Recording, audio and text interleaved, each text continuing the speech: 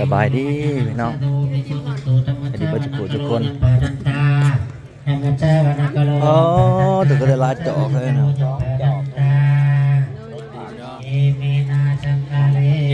กินเย็นแต่เช้ามาเด็กๆกินไอติมนะมาเด้อจ้ามาเด้อจ้ากินแล้วคนให้เต้นบ่อยเมื่อเอาเดี๋ยวนั้นเลยถ้าเดี๋ยวให้เต้น กินแล้วต้องให้เต้นจักเมื่อเป็นแดนเซอร์พ่อธัมมังนามัสสามิเอเมนะสังกาเลนะตังสังฆังอภิพุทธญามาสุปฏิปันโนภะคะวะโตสาวกสังโฆสังฆังนามามิ มีจักรรถนะ หลาย อยู่เพื่อนผม แม่นเพราะว่าแม่นเพราะว่าใส่มันเป็นผักหั่นเลยเพราะว่าใส่มันเป็นถุงใส่ ขึ้นเฮือดใหม่สั่งติ้นเนาะ มีโกโก้มีชาไทย ผูกแขนวางเท้าคงกับนางกันแต่ที่จะขึ้นเฮือดใหม่ใส่สังกะสีเต็มมันในข้อให้เพิ่นอยู่ดีนี่แฮงความเก็บบ่ได้ความไข่บ่มีเด้อให้อยู่เย็นเป็นสุข งานสวย ปีมาแล้ว มองแห้งๆเดี๋ยววันนี้ เอามันหอดแต่ห้าวน่ะปลายมันอยู่ใส่จอกด้วยเหรอใส่จอกกันนี่ก็จอกยา ใครจะแก้นี่ก็ไปหามา อ้าวโบมีบ่ ไม่เกี่ยว อ้าว อันนี้มีแต่เกี่ยวนี่ เอาใส่ต้นมันที่มีนี่แหละสิ มือใส่ตู้เย็นไว้กินเรียทานังอนุวัตนังเตสิวิตังยาวนิปนังสันนังกัจจามิสังฆังอนุวัตนังเตสิวิตังยาวนิปนังสันนังกัจจา เอาไป มิ แต่จะเป็นขาด ทุติยมปิพุทธังอนุวัตนังเตสิวิตังยาว อีหยังเสียนะ เดี๋ยวกำลังกัดอยู่ ธรรมังอนุวัตนังเตสิวิตังยาวนิปนังสันนังกัจจามิทุติยมปิสังฆังอนุวัตนังเตสิวิตังยาวนิปนังสันนังกัจจามิ มันกินกันอยู่นั่งกันสี่ผมเอาที่สบายใจอย่ากินจะ อา เก่า นุวัตนังเตสิวิตังยาวนิปนังสันนังกัจจามิตเตนังปีธรรมังอานุวัตนังเตสิวิตังยาวนิปนังสันนังกัจจามิตเตนังปี อย่าค่ะจะบอกกินมันรสจะไม่ต่อมาอีกจะกิโล มันกันละลายเบิ่แล้วว่าเออ ข้าวบ่ได้ห่วงหรอกบ่ได้กินได้นะ นิสาจารณสัมปันโนสุตตะโลกาวิโตอนุตตรโพลิสาธรรมสารถิสัทธาเทวมนุษย์นังดุโตภควติสวากขาโตภควตาธัมโมสันติติโตการิโกเอหิปฏิโกปะนิโกปัจจตังสิตโกวิญโยหิติสุปฏิปโนภควโต ไอทีมเล็กหน่อยบ่ได้พามาพี่น้องฝนมันสิตก ตั้งบ่ได้นะร่มมวยเลย เดี๋ยวขึ้นเบิ่งจังเทิงมาจังหน่อย จันตรีปุรานทีตังลาเพื่อปกษาให้อยู่ยุ่งชุ่มกินเห็น อันนี้ ความเป็นขาดที่เรื่องได้บ่ให้โบมีโบจึงตั้งโตผู้จังเท เสพสุชีจ้า นิไตโพธิเจ้าวาดีบอนนี้แต่ก่อนที่พระเจ้าสั่งโพธิสมภารโพธิที่ก่อน กินก็ไม่ได้เลือกบ้าเลือกคนเนาะ ผูกไว้ หนาวไม่ได้ก็กิน พระแก้วแก้มไทยดูสวัสดี เอาติ้ม เหมือนพันธีจอกนะบัดนี้เจ้าสิได้นั่งหงแก้วทรงนั่งคำเขาสินำแก้วแหวนมาให้สวงใส่ดูยังไหลมาสีได้มีสักดาอีกที่องค์หาพวกโมยาที่ได้แต่งมาหาอาทั้งพาวิญญาณนำนมน้อยหนาเส้นซอยโสภาบัดนี้จะได้พันละนาแต่เดิมแดดเขาจัดแจงเขาหาไม่ผูกเพื่อนมีใจเพียนทั้งเยือนทั้งญาติแต่งตรงหมากทั้งนามบังทิ้งขวาเคียเอาหาขวานคมแลมีพาแล้วทิ้งแตกเข้าป่าดำดงคงจรมีแรงมือแรงมือเศร้าวันคำเศร้าสุกแล้วเต่ามาบางทองกินสุราแกมเขาเตือนมือเศร้าง่ายแล้วจึงไปจงใจเขาต้องเล่าหาซอ ยื้อมาได้หน่อย ไปพบไม่ลำดัวก่อนนี้ไม่มีสี กันตกอยู่ เสาแหกแล้วจึงแห บ้าน ก นี่เหรอ ขวัญใส่พันลงตัดไปกงลำดีสะอาดนี่เป็นธรรมศาสตร์ไม่คำไม่คูณลามพันลุนเสาขวัญเป็นครูที่เปิดดูภายทางที่ดอกงามเอาพา เต็มบ่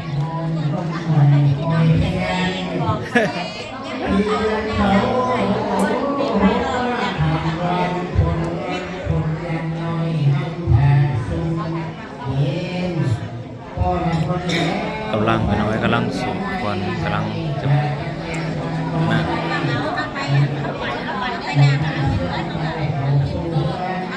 เบิ่งก็สิบ่ย่างอะไรกันปานนี่ล่ะมืดมาปานนี้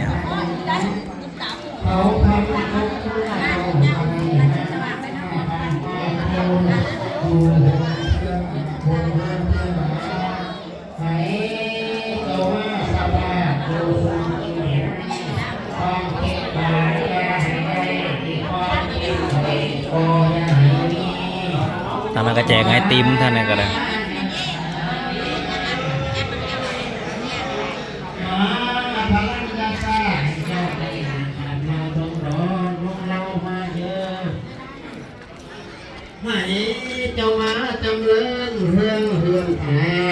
ฝนลงเม็ดแล้วฝนลงเม็ดแล้ว ย่อภาษาให้ได้เป็นยอดธาตุจอมสูงเพื่อนห้องคำเป็นลูกแก้วย่อขึ้นแล้วอยู่สวัสดี ยกเสาหนึ่งให้ได้งัวแม่ไล่ยกเขาสองให้ได้ค่อยเขายองยกเขาสามให้ได้คลองเก้ากันยกเขาสี่เกิดให้ได้คำเก้าหมื่นยกเสาหาขึ้นให้ได้เขาลาดหมื่นมาเนี่ยยกเสาหกขึ้นให้ได้เมียสาวมานอนเทียมขาง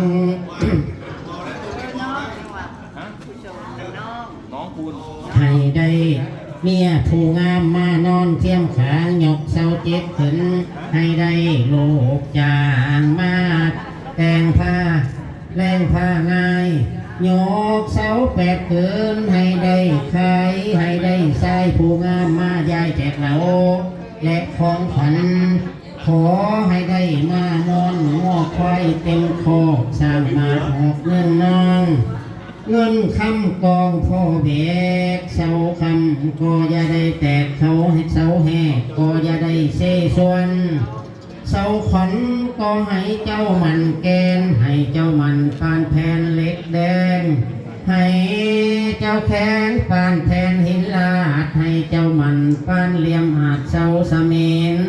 จำเริญเป็นอาจกว้างห้องหนึ่งแอมสัตว์อาจไว้แต่งบัวนางเทียมกลางข้างกลางให้มีสะโบแก้วนางอาบแล้วอยู่สวัสดิ์เสาคำให้เป็นแกนผู้หอมสัวพันว่าเสาขวาให้เป็นแกนจันหอมสัวแสนมือ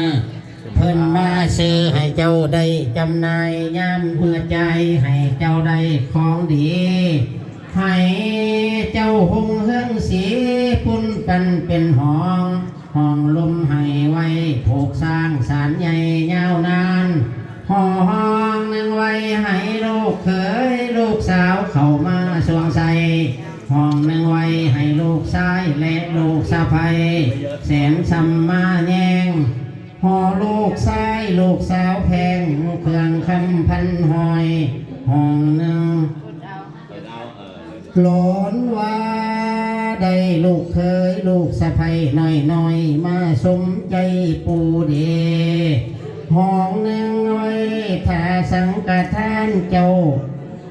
มาเทศนาสอนห้องหนึ่งไว้บูชานึกถึงคุณแก้ว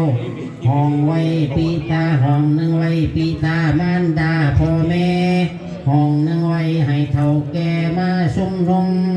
ห้องหนึ่งไว้ถ้าคุณทางไกลมาเผาห้องหนึ่งไว้ถ้าลูกเต้าเสร็จและหลานเล่นห้องหนึ่งไว้เก็บคำห้อยห้องหนึ่งไว้แอมสวมน้อยให้ลูกสาวเข้ามานอนบัดนี้ข คอยจากเส้นขวัญเจ้าขัวเฮือนให้มาอยู่เชิญเอาขวัญลูกเต่าให้มาเข้าสู่ห้องว่ามาเยอะขวัญเอ้ยขวัญจะไปพันใหม่เสาทวนเสาอยู่ป่าเพกขวัญจะไปพันใหม่เสาแหกเสาอยู่ป่าน้ำหันขวัญเจ้ามาสามือนี้วันนี้ขวัญจะไปพันใหม่เสาขวัญ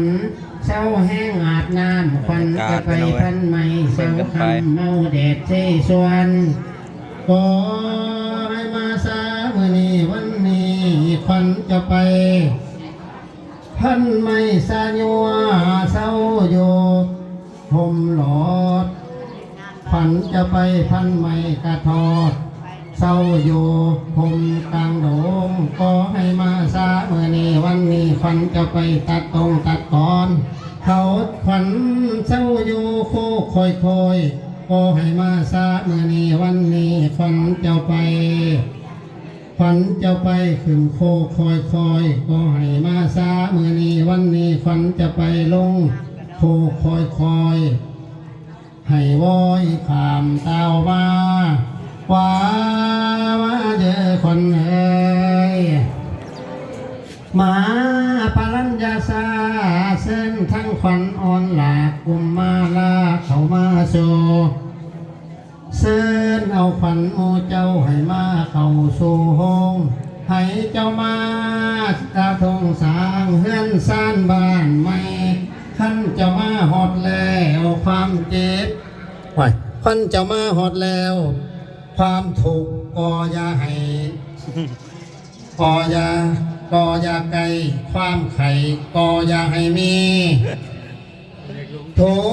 ทุกคนก็ขาดเถิดยะถาวาลีวะโหปุโรสัมภกลังนาทิยันติอุอะมุมะมุนมาปาสิทธิอนุภาเวนะปาสิทธิภาสิทธิมังคาราสัทธาโสธิภาวันตุเตสาธุสัพพะพุทธานุภาเวนะสัพพะสัพพุทโธเมพุทธเตสะสานะโมธัมโมเมมะมะเตสะสาสังโฆเมสังฆเตสะสารัตนัตนะธรรมิกาเทสะปฏิทิบาสีเทวาสัพเพหิปัตตลานิมากิ นั่นแหละน้องเพิ่นก็เริ่มผูก ถึง แข ใน น ปัสสัตตุมากินติปาปะ นานาที่เขาหามส่งให้น้องไว้พอกันใหม่ พังสุธีพระขยาสัพพะ